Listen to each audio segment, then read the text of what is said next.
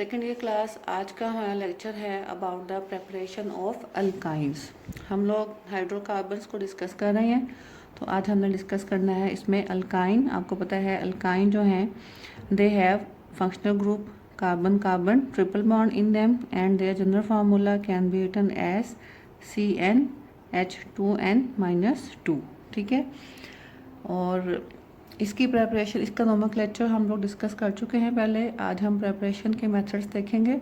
First method is, अच्छा ये मैं आपको एक पॉइंट बता दूं कि अल्काइंस की प्रेपरेशन के मेथड्स ऑलमोस्ट वही हैं जो हमने अल्कीन्स में पढ़े थे। फ़र्क सिर्फ थोड़ा सा स्टार्टिंग मटेरियल्स में होगा, क्योंकि अल्कीन्स में हमें एक पाई बॉन्ड चाहिए होता है, जबकि अल्काइंस में हमने 2 पाई बॉन्ड प्रोड्यूस करना होते हैं। तो फर्स्ट मेथड इज़ डिहाइड्रोहेलोजिनेशन, जो कि हम अल्कीन्स की प्रेपरेशन में भी डिस्कस कर चुके हैं। डिफरेंस इज दैट वहाँ पे थी डिहाइड्रोहेलोजिनेशन ऑफ हेलाइड्स, या आप कह लें अल्काइल हेलाइड्स, और यहाँ पे है डिहाइड्रोहेलोजिनेशन ऑफ डाई हेलाइड्स, यानी कि ऐसे कंपाउंड जिनमें एटलीस्ट जिनमें 2 हेलोजन एटम्स पाए जाते होंगे। और ये मैं आपको पहले बता चुकी हूँ। डिहाइड्रोहेलोजिनेशन का मतलब क्या होता है? Removal of hydrogen halide. ठीक है, यानी कि HX मॉलिक्यूल जो है वो इसमें वो रिमूव होंगे। तो ये आपके पास स्टार्टिंग डाई हेलाइड है, इथाइलिन डाई हेलाइड, CH2 और ये हम पहले भी डिस्कस कर चुके हैं कि डिहाइड्रोहेलोजिनेशन जो है वो हमेशा होगी पोटाशियम हाइड्रोक्साइड के साथ in the presence of alcohol. इसको हम अल्कोहलिक पोटाशियम हाइड्रोक्साइड भी कह सकते हैं। ये कंडीशन मेंशन करना बहुत ज़रूरी है। अल्कोहलिक पोटाशियम हाइड्रोक्साइड जब रिएक्ट करेगा अल्कीन के साथ at somewhat higher temperature of about 80 degree centigrade, तो आपके पास 2 स्टेप्स में रिएक्शन जो है वो कंप्लीट होगा। फर्स्ट स्टेप में एक HBr मॉलिक्यूल निकलेगा, एक कार्बन से हाइड्रोजन और दूसरी कार्बन से ब्रोमीन। देखें, इस कार्बन से हाइड्रोजन निकल रही है, तो वहाँ बाकी यहाँ पे क्या बच गया? CHBr। ये CHBr। दूसरी कार्बन से ब्रोमीन निकला है, तो यहाँ पे सिर्फ CH2 बाकी बच गया, और दोनों कार्बन के बीच में एक कार्बन कार्बन डबल बॉन्ड आ जाएगा। तो ये बन गया आपके पास, this compound is called as vinyl bromide, और एक HBr मॉलिक्यूल रिलीज हुआ। अभी रिएक्शन कंप्लीट नहीं हुआ है, क्योंकि हमें एक और कार्बन कार्बन डबल बॉन्ड चाहिए, और यहाँ से अभी भी गुंजाइश है एक और मॉलिक्यूल HBr का निकल सकता है। सो उसी रिएक्शन कंडीशन में रिएक्शन फर्दर प्रोसीड करेगा। अब यहाँ से मज़ीद एक HBr निकलेगा, इस कार्बन से हाइड्रोजन बाहर जाएगी और इस कार्बन से ब्रोमीन, तो जो वैलेंसी खाली होगी वहाँ पे कार्बन कार्बन डबल बॉन्ड एक पाई बॉन्ड बन जाएगा। तो ये बन गया आपके पास CH ट्रिपल बॉन्ड CH और एक और HBr मॉलिक्यूल रिलीज। उनके ओवरऑल 2 HBr मॉलिक्यूल्स यहाँ पे रिमूव होते हैं डाई हेलाइड से, और हमारे पास रिक्वायर्ड प्रोडक्ट बन जाती है alkyne. Next reaction is dehalogenation of tetra halides. ये भी हम अल्कीन्स में पढ़ चुके हैं। डीहेलोजिनेशन का मतलब removal of halogen molecule. Tetra halides mean ऐसे अल्काइल हेलाइड जिनमें 4 हेलोजन एटम मौजूद होंगे, जबकि अल्कीन्स की प्रेपरेशन में यहाँ पे हमें सिर्फ डाई हेलाइड चाहिए था, लेकिन यहाँ पे हमें क्या चाहिए? Tetra halide. तो ये आपके पास एक टेट्रा हेलाइड है, CHBr CHBr। देखिए 4 हेलोजन एटम्स हैं अटैच्ड, तो ये टेट्रा हेलाइड बन गया, और ये रिएक्शन होता है जिंक की प्रेजेंस में। ठीक है, जिंक को जब हम रिएक्ट करवाएंगे टेट्रा हेलाइड के साथ, तो जिंक जो है वो यहाँ से ब्रोमीन्स को रिमूव कर लेगा in the form of ZnBr2।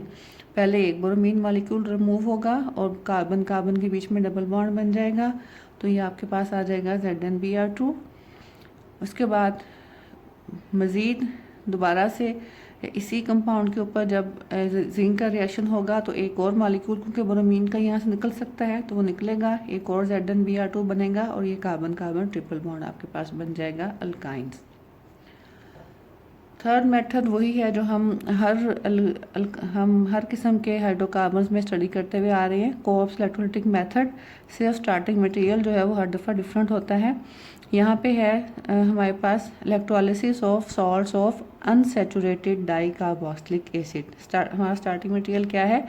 Salt of unsaturated di carboxylic acid. ये देखें, ये एक सॉल्ट है अनसैचुरेटेड डाई कार्बोक्सिलिक एसिड का, CH double bond CH COO के ये कंपाउंड इसको हम कहेंगे potassium salt of maleic acid. ये मैलिक एसिड का सॉल्ट है पोटाशियम के साथ, पोटाशियम के ऊपर यहाँ पे पॉजिटिव चार्ज आएगा। So it is the potassium salt of maleic acid. जब आप इसको वाटर में डिज़ोल्व करेंगे तो ये आयोनाइज होके आपको नेगेटिव और पॉजिटिव आइंस देगा। नेगेटिव आइंस हैं आपके पास ये मैलिएट ions CH C double bond O negative, double bond CH C double bond O negative, और साथ में पॉजिटिव आइंस बनेंगे पोटाशियम। जब हम इस एक्वा सोल्यूशन में से इलेक्ट्रिक करंट पास करेंगे तो नेगेटिव और पॉजिटिव आयंस अपने अपने रिस्पेक्टिव इलेक्ट्रोड्स की तरफ मूव करेंगे। Negative ions will go towards positive cathode that is called as anode, और एनोड पे जो रिएक्शन होता है उसको हम बोलते हैं ऑक्सीडेशन, यानी कि लॉस ऑफ इलेक्ट्रॉन्स। तो एनोड पे जाकर ये जो एनाइन है कार्बोक्सिलेट एनाइन, ये अपना एक एक इलेक्ट्रॉन रिलीज करेंगे। ये टोटल 2 इलेक्ट्रॉन रिलीज किए उन्होंने, तो यही जो रिमूवल ऑफ इलेक्ट्रॉन्स है इज कॉल्ड एज ऑक्सीडेशन। और ये क्या बन जाएगा, ऑक्सीजन के ऊपर एक सिंगल इलेक्ट्रॉन अनपेयर्ड, जिसको हम कहेंगे कि ये एक फ्री रेडिकल स्पीशी बन गई है। CH double bond CH COOO free radical, COOO free radical. ठीक है, ये मैलीट फ्री रेडिकल बनेगा। और यहाँ से मैलीट फ्री रेडिकल से ये एक कार्बन डाइऑक्साइड और ये दूसरा कार्बन डाइऑक्साइड रिलीज होके बाकी जो चीज़ बचेगी ये एक बॉन्ड यहाँ से रह जाएगा, CH ट्रिपल बॉन्ड CH, आपके पास अल्काइन बनेगी इथाइन, और कार्बन डाइऑक्साइड यहाँ से रिलीज होगी।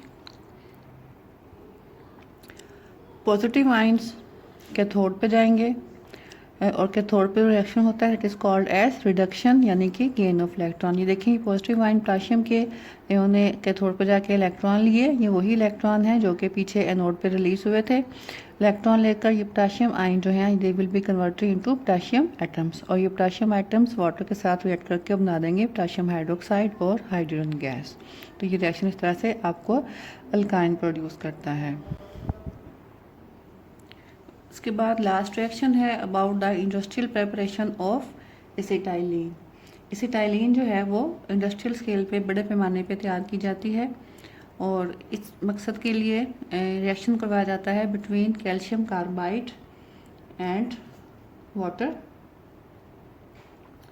कैल्शियम कार्बाइड को जब हीट किया जाता है वाटर के साथ at a very high temperature of about 2000 degree centigrade, तो ये आपको देता है कैल्शियम हाइड्रोक्साइड और अल्काइन एसिटाइलिन, इनके इथाइन बनता है इस रिएक्शन से। कैल्शियम कार्बाइड का स्ट्रक्चर होता है C ट्रिपल बॉन्ड C, और दोनों कार्बन के साथ कैल्शियम इस तरह से साइक्लिक फॉर्म में अटैच होता है। कैल्शियम कार्बाइड को प्रिपेयर करने के लिए हम क्या करते हैं, कैल्शियम कार्बाइड को प्रिपेयर करने के लिए लाइम यानी कि कैल्शियम ऑक्साइड और कार्बन की जो एलोट्रॉपिक फॉर्म है कोक, इस फॉर्म में कार्बन को रिएक्ट करवाया जाता है एक हाई टेम्परेचर पे, और ये रिएक्शन जो है वो इलेक्ट्रिक फर्नेस में होता है, यानी बर्की फर्नेस बर्की भट्टी में ये रिएक्शन होता है। तो जब इन दोनों रिएक्टेंट्स को लाइम और कोक को मिक्स किया जाए हाई टेम्परेचर पे इन एन इलेक्ट्रिक फर्नेस, ये गिव्स यू कैल्शियम कार्बाइड और कार्बन मोनोऑक्साइड, और यही कैल्शियम कार्बाइड जो है फर्दर वाटर के साथ रिएक्ट करके आपको एसिटाइलिन देता है। तो ये हमारे पास प्रोसीजर्स कंप्लीट हो गए हैं अल्काइंस की प्रिपरेशन के। थोड़ा सा हमें देखना है अब रिएक्टिविटी ऑफ अल्काइंस के बारे में। अल्काइंस में भी क्योंकि कार्बन कार्बन ट्रिपल बॉन्ड पाया जाता है, इट मीन्स के ट्रिपल बॉन्ड में एक सिग्मा बॉन्ड और 2 पाई बॉन्ड्स होंगे। तो हमने पहले बात की थी कि जब भी एक मॉलिक्यूल में अनसैचुरेशन मौजूद होगी यानी पाई बॉन्ड मौजूद होगा, तो मोस्टली जो रिएक्शंस होते हैं उस तरह के मॉलिक्यूल्स के वो एडिशन रिएक्शंस होते हैं, यानी कि ऐसे रिएक्शन जिनमें पाई बॉन्ड टूटता है और कोई नए ग्रुप्स आकर पाई बॉन्ड वाले एटम्स पे अटैच हो जाते हैं। अब यहाँ पे क्योंकि हमारे पास कार्बन कार्बन ट्रिपल बॉन्ड है, तो कार्बन कार्बन ट्रिपल बॉन्ड जो है आपको पता है it is comparatively much stronger as compare to carbon carbon double bond. हमने बात की थी कि कार्बन कार्बन डबल बॉन्ड में इलेक्ट्रॉन डेंसिटी जो है वो बहुत ज़्यादा एक्सपोज्ड होती है टूवर्ड्स द आउटर एनवायरनमेंट, लेकिन कार्बन कार्बन ट्रिपल बॉन्ड क्योंकि कंपैरेटिवली ज़्यादा स्ट्रॉन्ग है, तो ज़्यादा स्ट्रॉन्ग होने की वजह से इसका जो इलेक्ट्रॉनिक क्लाउड है वो it is congested between the 2 carbon atoms, यानी कि 2 कार्बन एटम्स के बीच में ये कंजस्टेड होता है, महदूद होता है, और इसलिए ये आउटर एनवायरनमेंट को या आउटर एनवायरनमेंट की तरफ लेस एक्सपोज होता है as compare to the pi electronic cloud of alkene. तो इस वजह से अल्काइंस जो हैं उनके ऊपर कोई इलेक्ट्रोफिलिक रिएजेंट जो है वो इतनी आसानी से अटैक नहीं कर पाता, क्योंकि इसके पाई इलेक्ट्रॉनिक क्लाउड जो है वो इतना ज़्यादा एक्सपोज नहीं होता।